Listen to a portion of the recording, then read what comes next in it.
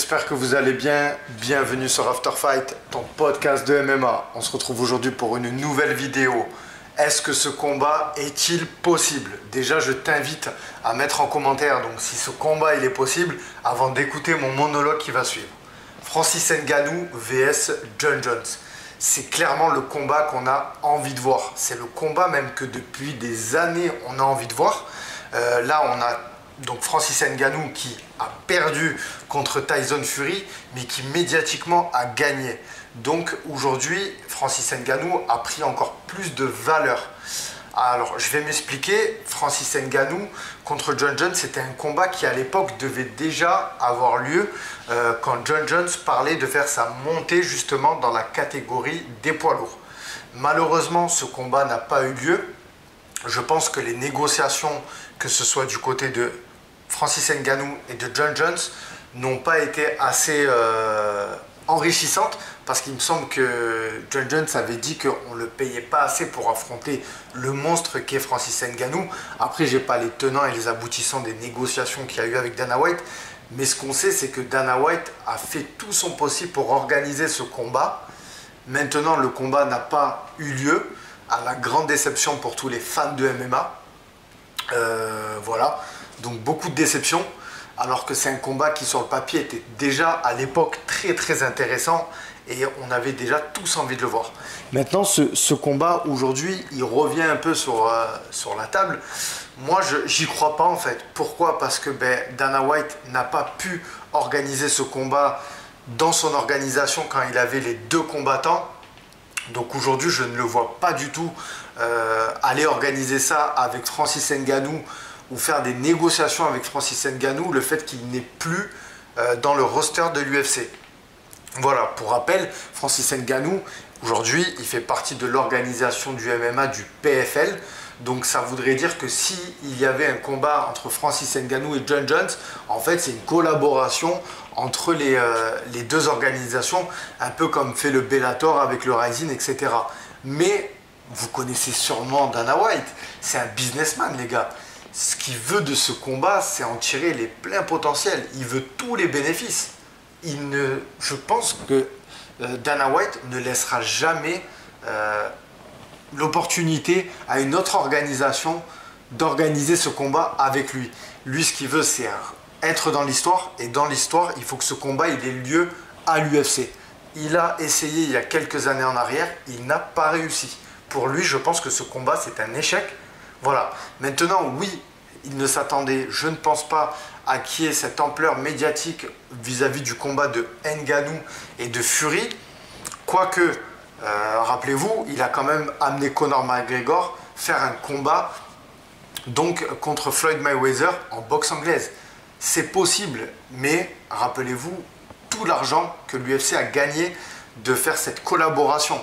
Et je pense que Ngannou, dans ses négociations avec Dana White, il ne voulait pas partager, ou du moins donner, une grosse partie des bénéfices à l'UFC. C'est le problème. Donc je pense que Dana White, il a ça en travers de la gorge.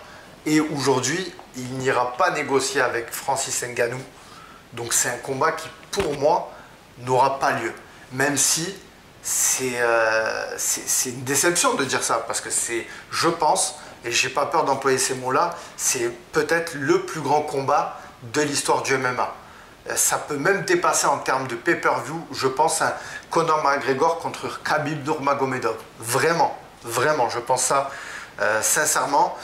Parce que on a Ngannou qui est une force de la nature, qui est dans son prime, qui vient d'aller faire un combat contre le meilleur boxeur de boxe anglaise, qui a tenu 10 rounds face à lui, qui l'a mis au sol, qui a perdu, mais qui quand même, je trouve, a quand même gagné beaucoup sur ce fight.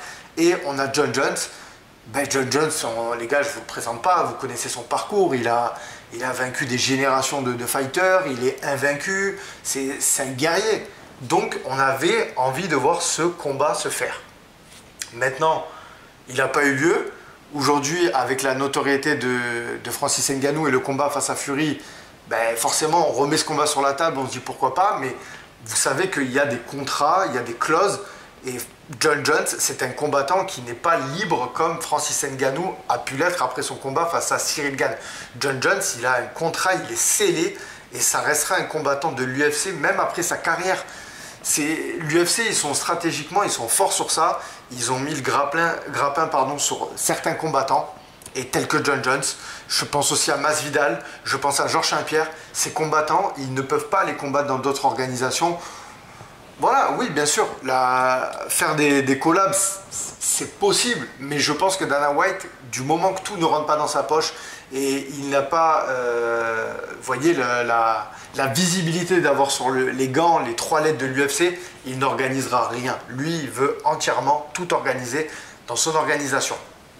Mais aussi, ce combat, voilà, il nous hypé parce que clairement, donc voilà, John Jones, Ngannou, c'est des monstres. Voilà, c'est un combat qu'on a envie de voir.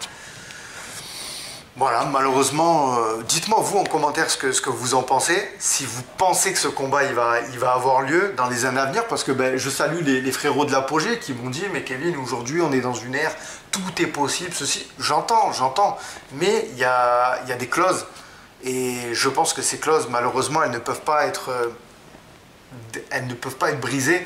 Voilà, parce que du moment qu'un combattant il a un contrat, il doit respecter son contrat, il ne peut pas faire ce qu'il veut. C'est le problème, hein. Et Dana White en a entièrement conscience, et je pense que Dana White a une dent envers Ngannou, et rien que pour ça, il va priver des milliers, des millions de fans de MMA pour voir ce fight. Donc voilà, donc moi dites-moi ce que vous en pensez, si vous y croyez.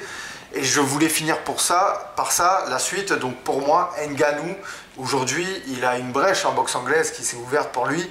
Il a des combats face à Deontay Wilder, il y a Anthony Joshua, j'ai entendu parler de Tony Yoka, enfin bref, il y a plein de noms, tout le monde veut affronter Ngannou. Voilà, et je pense qu'il y a plus de chances de le voir en boxe anglaise face à un Deontay Wilder, face à un Anthony Joshua, que le voir dans une cage face à un John Jones. Moi je le répète, pour moi, Ngannou, on ne va pas le revoir dans une cage avant un bon moment. Voilà, donc peut-être que je me trompe et peut-être que dans 2 ans, le combat face à John Jones va s'organiser. Hein, parce que là, c'est planétaire. Hein, je le répète, mais c'est pour moi le plus grand combat. On ne peut pas mieux faire. Voilà, sur la planète MMA, on ne peut pas mieux faire comme combat, clairement. Voilà, donc c'était tout pour moi. Dites-moi vous ce que vous en pensez en commentaire, les gars. N'hésitez pas à liker la vidéo. Si vous voulez suivre l'actualité de After Fight, venez sur Instagram. Vous avez aussi le club privé, donc l'After Club, pour les personnes qui veulent voir des vidéos en exclusivité de l'After Fight. Voilà, et moi je vous dis passez une bonne journée. À très bientôt.